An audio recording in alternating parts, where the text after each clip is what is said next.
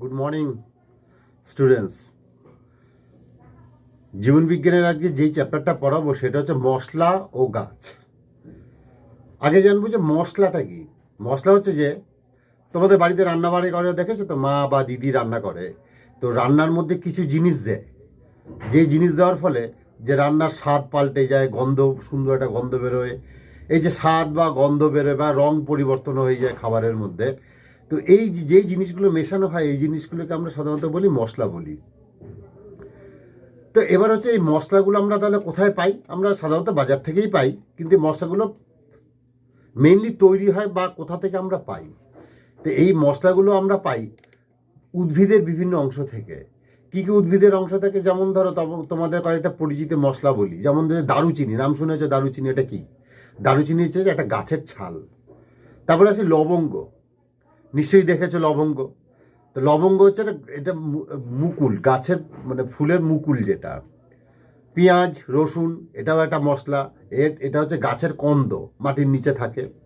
জাফরান, তোমরা ভালোভাবে নামটা জানো। জাফরান, জাফরান কি?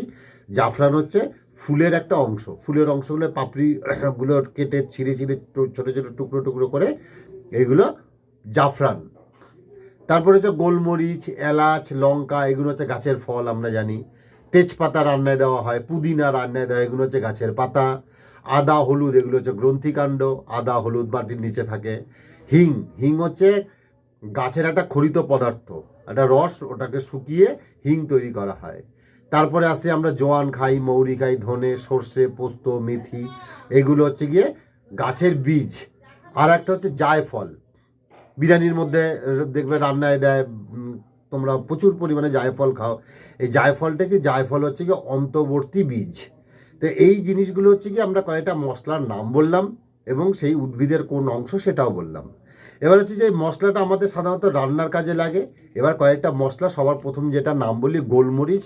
তোমরা নিশ্চয়ই গোলমরিচগুলো দেখেছো, পেঁপের দানার মতন হয়, কালো কালো গোল গোল হয়। গোলমরিচ খেলে খুব ঝাল ঝাল লাগে। এই গোলমরিচটা কি? গোলমরিচ হচ্ছে একটি বহু বর্ষজীবী লতানো, লতা জাতীয় উদ্ভিদ। বহু বর্ষজীবী মানে অনেক বছর বেঁচে থাকে এই গাছ।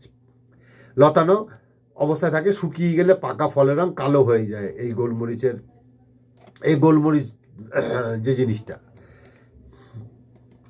এবার হচ্ছে যে এই গোলমরিচ আমরা সাধারণত, তোমরা গোলমরিচকে আমরা তো মানে বাংলায় বলি গোলমরিচ, তোমরা সাধারণত এটাকে তিখে বলো, তাই তো? তিখে নাম তোমরা বলো এটা তিখে। এটা হচ্ছে গিয়ে একটু তীক্ষ্ণ স্বাদ বলে নাম হচ্ছে তিখে। আচ্ছা, এটা হচ্ছে কি আমরা রান্নার কাজে ব্যবহার করি। রান্না ছাড়া আর কী কী কাজে ব্যবহার করি? কাশির জন্য মানে ব্যবহার করা যায়। কাশি হয়েছে, দাঁতে ব্যথা, মাড়িতে ব্যথা, মাড়ি থেকে রক্ত পড়া, গোলমরিচ গুঁড়ো করে একটু লাগিয়ে যাবে, দেখবে রক্ত পড়া বন্ধ হয়ে যাবে, বা দাঁতের ব্যথা ঠিক হয়ে যাবে। মাড়ির ব্যথা হলে দেয়। ডায়রিয়া, বদহজম, গ্যাসের সমস্যা হলে পরে গোলমরিচ কাজে লাগে। এছাড়া মাংস আর অন্যান্য খাবার তাড়াতাড়ি যাতে নষ্ট না হয়, ওই জন্য গোলমরিচ দিলে খাবার সহজে নষ্টটা হয় না। আচ্ছা, এরপরে আছে দারুচিনি। দারুচিনি হচ্ছে কি একটা গাছের, আমি আগেও বলেছিলাম, গাছের ছাল। এই দারুচিনি, এই দারুচিনিও আমরা খাবারের স্বাদের জন্য আমরা দারুচিনিটা ব্যবহার করি। আর এছাড়া এই দারুচিনিটা কি কাজে ব্যবহার হয়? যে রান্না ছাড়াও ডায়রিয়া অর্থাৎ পায়খানা হওয়া, বমি বমি ভাব, সর্দি, এসব হলে পরে দারুচিনি খেলে খুব ভালো উপকার হয়।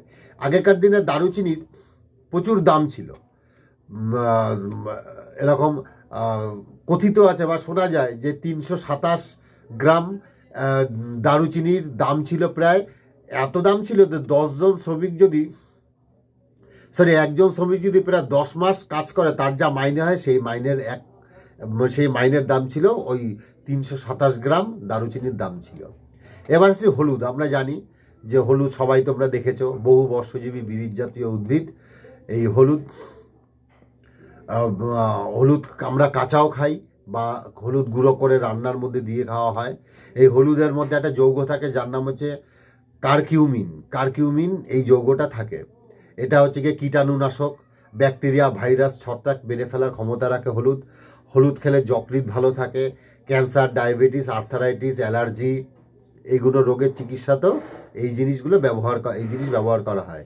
বা ধরো কোথাও আঘাত লাগলো, কোথাও ফুলে গেল, সেখানে কি করবে, যদি চুন আর হলুদ যদি গরম করে লাগিয়ে দেওয়া যায় তাহলে দেখবে ব্যথাটা কমে যায়। আগেকার দিনে ব্যথা পেলে পরে লোকের এরকম করতো, চুন আর হলুদ গরম করে লাগিয়ে দিত গরমের জায়গায়, এটা ভালো কাজে দিত। তা এই গেল হলুদ। এরপর হচ্ছে এলাচ। এলাচের নাম শুনেছে, এলাচ হচ্ছে বহু বর্ষজীবী বিরুৎ জাতীয় উদ্ভিদ। এলাচ দুই ধরনের হয়ে থাকে, একটা ছোট হয়, একটা বড় সাইজের হয়, ঠিক আছে। ফল হিসাবে আমরা এটা ব্যবহার করি, মানে এলাচ ফলটাই আমরা ব্যবহার করি, পানের মধ্যে দিয়ে খাওয়া হয় বা রান্নায় দেয়, বা দেখবে চা খাই যখন চায়ের মধ্যে কি করা হয় একটুখানি দিয়ে দেওয়া হয়, গন্ধ আর স্বাদ বেড়ে যায়। তা এই এলাচ হচ্ছে কি রান্নার কাজে ব্যবহার হয়। এছাড়া রান্না ছাড়া গ্যাস বা পাকস্থলীর যে কোনো সংক্রামক হলে পরে সমস্যা হলে আমরা এলাচ ব্যবহার করি। পানের মধ্যে এলাচ দিয়ে খাওয়া, এতে কি মুখের গন্ধটা, মানে মুখে যদি কারো দুর্গন্ধ থাকে সেটা চলে যায়, খুব সুন্দর গন্ধ বেরোয় মুখ থেকে। এই হচ্ছে কি।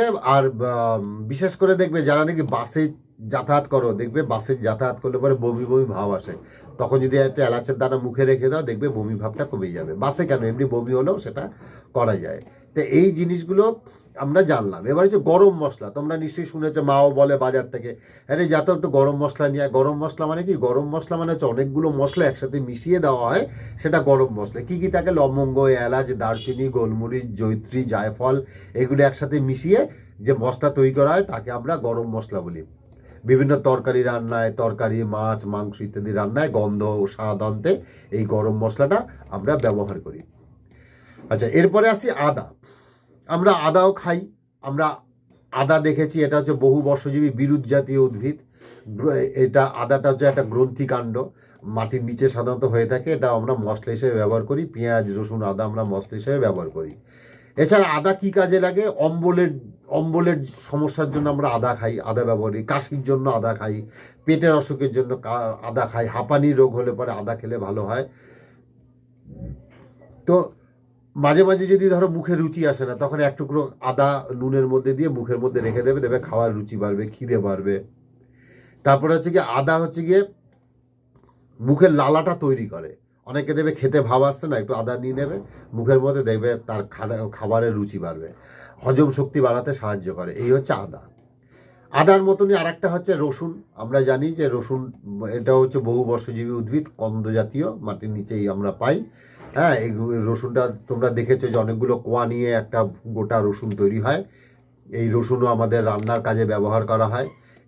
এছাড়া আমরা এখন বর্তমানে দেখবে এই রসুন দিয়ে রুটিও হয়, যাকে আমরা দোকানে আমরা বলি যে গার্লিক ব্রেড বলি আমরা। এই রুটি তৈরি করাতে এই রসুন দেওয়া হয়। এছাড়া এই রসুনে থাকে অ্যালিসিন নামক একটা যৌগ থাকে, যে এই যৌগ জীবাণুনাশক ক্ষমতা থাকে এর মধ্যে। এছাড়া রসুন গ্যাস দূর করতে সাহায্য করে, পাকস্থলীকে উদ্দীপিত করে, খাবার হজম করতে সাহায্য করে, হৃৎপিণ্ড বা রক্তনালীর নানা সমস্যায় মানে রসুন কার্যকারী। আর হচ্ছে গিয়ে এই আদা হচ্ছে অ্যান্টিসেপটিক ভূমিকা আছে, অ্যান্টিসেপটিক মানে পাচন নিবারক ভূমিকাও রয়েছে। যে দেখবে যাদের হার্টের সমস্যা, আদা খেলে পরে হার্টের সমস্যা অনেকটা ভালো হয়। তো এই গেল আদা। এই আমরা আজকে যে কটা পড়লাম এগুলো হচ্ছে সবকটা মশলার গাছ। তো এই গাছের তোমরা ভালো করে বারবার শুনে খাতায় একটু লেখার চেষ্টা করো, নাম লিখবে, আর উদ্ভিদটা কি ধরনের উদ্ভিদ সেই ধরনটা লিখবে, আর কি কাজে ব্যবহার হয়, মানে রান্না ছাড়া কি কি কাজে ব্যবহার হয় শুধু এইটুকু তোমরা লিখবে। তো এইটুকু লেখো। এর পরের দিন তোমাদের ঔষধি গাছগুলো পড়াবো, যেসব গাছ থেকে আমরা ওষুধ পাই সেই গাছগুলো ঔষধি গাছ বলা হয়। তো আগেই ওই অল্প কটাই পড়ালাম, এইটুকুই খাতায় লিখে রাখো। পরের দিন আবার নতুন একটা, পরের দিন ঔষধি গাছটা পড়াবো। আজ এইটুকু থাক।